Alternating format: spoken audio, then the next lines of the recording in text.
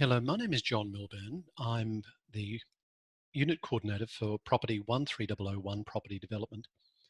Thank you for joining me. I'm also a barrister, mediator and presiding officer.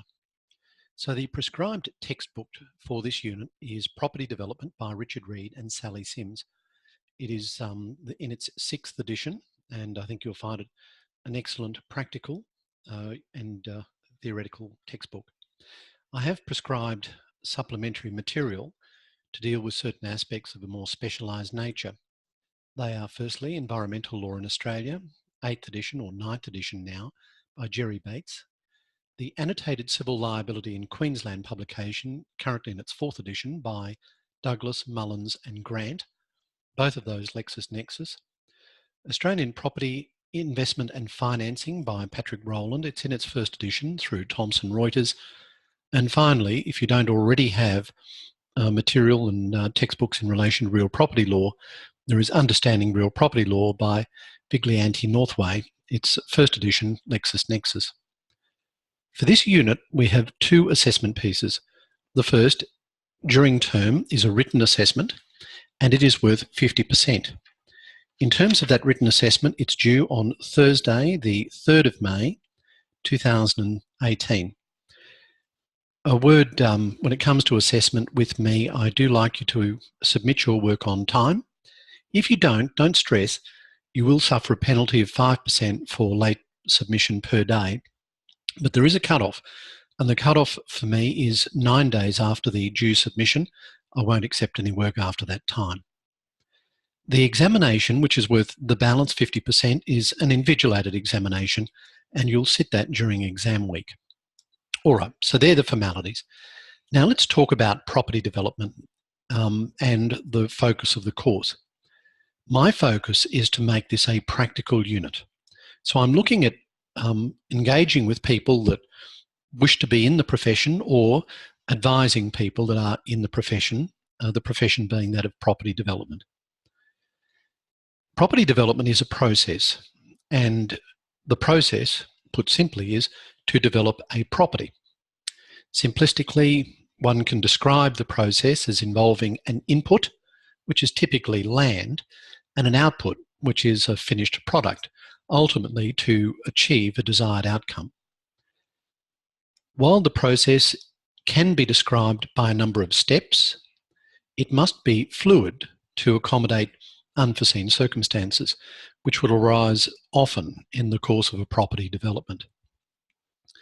Now, in your text, Property Development by Reed and Sims, at paragraph 1.2, the authors state that the development process can be sequentially divided into 7 major steps: initiation, investigation and analysis of viability, acquisition, design and costing, consent and permission, commitment, implementation, and finally leasing or managing or disposal of the finished product. So what's initiation?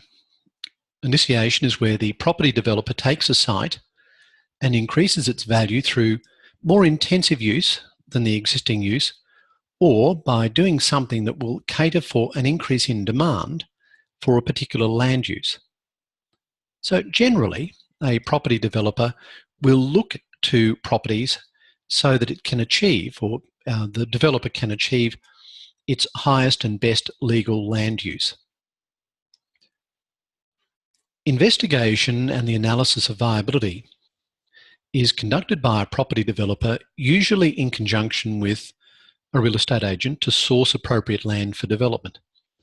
Now, agents know the local market very well, and they can provide a level of expertise and resources to assist the property developer to acquire a site, complete a development, and ultimately dispose of the finished product through leasing or through sale. During this phase, market researchers, analysts, economic consultants and valuers provide important assistance to the property developer. They do so from the outset. And the quantified results of market research analysis will assist the property developer to appraise a property development and thereby determine risk. Those quantified results also help the property developer to obtain development finance. The market research should identify property cycles and consider issues to do with marketing and sales. It is essential that the developer has a good grounding in planning law. The developer must consider aspects of ecologically sustainable development and have a good grounding in key legislation such as the Planning Act 2016 Queensland and the Environment Protection and Biodiversity Conservation Act 1999 Commonwealth, which I'll refer to throughout this unit as the EPBCA. So the evaluation process may take a considerable time. It may require a property developer to look at a particular site on a regular basis and on more than one occasion. Ultimately, it takes a degree of courage to conclude that the development is not profitable at a particular point in time when much work and substantial resources and cost have been put into the investigation and the analysis stage. But it takes even more courage to proceed.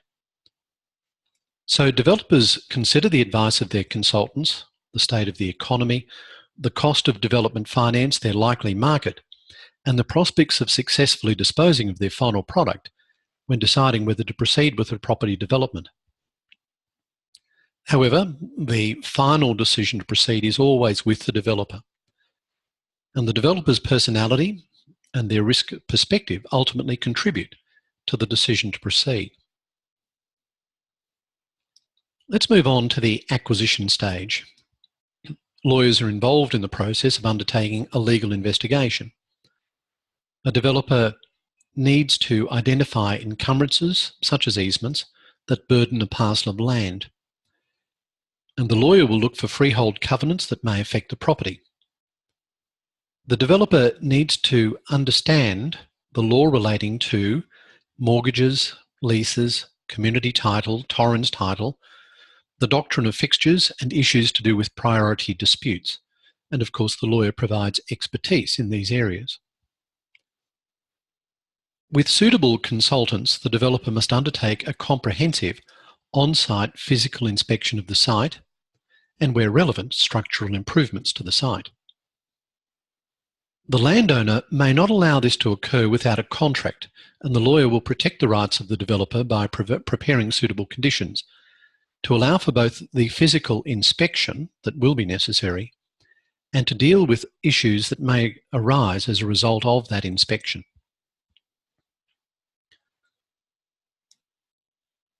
Before acquiring the property or during the process of due diligence, if there is a contract signed, the developer must create a design of the property development process.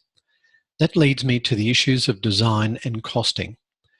These are continuous processes throughout the property development, but initially it's important to create a workable and realistically achievable design. That enables the property developer to cost the process and to forecast the timing of the costings accurately. That will have a bearing on the developer's ability to fund the property development through borrowings. Town planners, engineers, architects, surveyors, quantity surveyors, and possibly valuers will assist the developer in preparing the initial designs with sufficient detail to enable the developer to prepare an initial and reliable cost estimate. Often, a property development requires a change of use of the land. That leads me then to the issue of consents and permissions. At this stage, design and legal aspects merge. A developer with experience may quickly, realistically, initially estimate the timeframes and costs associated with the process of obtaining permissions. However, the developer should engage town planners and lawyers who must work together to secure the appropriate consents and permissions for the property development to proceed. Working with the property developer, the consultants develop a strategy for applying for planning permission.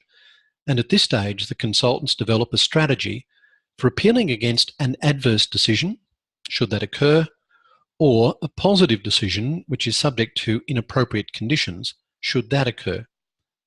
This means, from the outset, having a strategy to apply to the Development Tribunal or the Planning and Environment Court if necessary. Before signing a contract to purchase land for development, a property developer must seek legal and accounting advice to determine an appropriate legal structure, that is, before making the commitment. Substantial penalties apply for changing the acquiring entity after the initial contract has been signed, that is, in the form of additional transfer duty, previously known as stamp duty. Working with a lawyer, the property developer will sign a contract that is subject to appropriate council approval, due diligence, and probably finance. Implementation. The developer must be mindful of timeframes and financial budgets. Implementing a property development requires consideration of appraisal and risk. The property developer should have undertaken initial market research and have determined an appropriate marketing and sales strategy for the completed property development. Implementation of the property development must be flexible to allow for contingencies.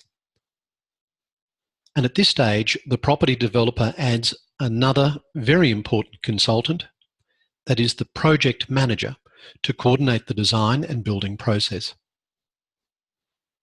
In addition to dealing with professional consultants, the property developer and project manager will work with building contractors. The process of engaging building contractors will often take the form of a tender, and preparing detailed and accurate tender documents, a role specifically for engineers, architects, and lawyers generally, is critical to the success of a property development. The end result of the property development must be foremost in the thoughts of the property developer from the outset. These are dealing with issues to do with leasing, managing, and disposal.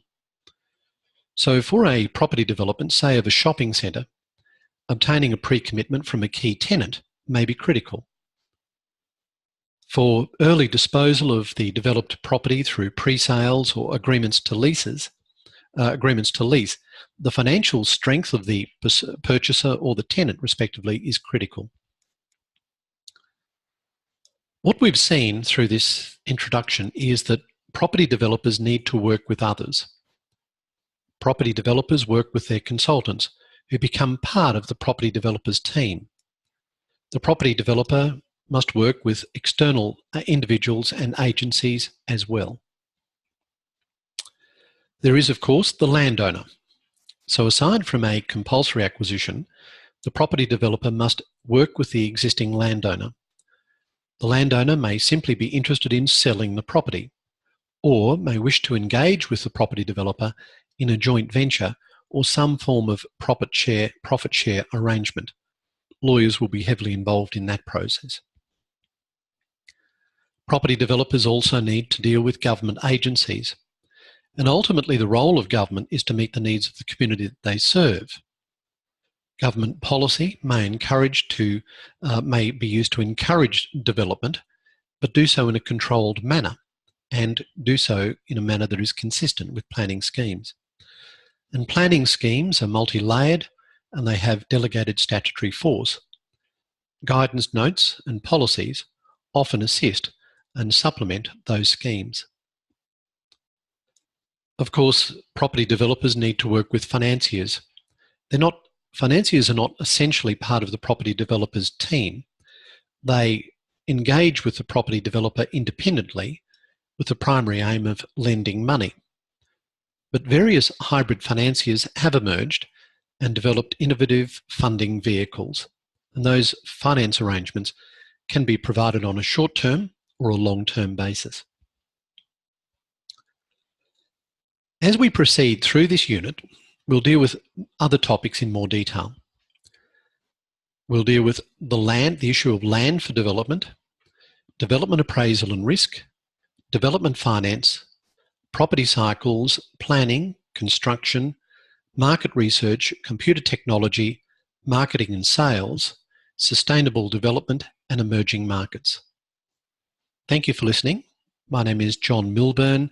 Please contact me via email or better still through uCrew, which is the platform used for course discussions.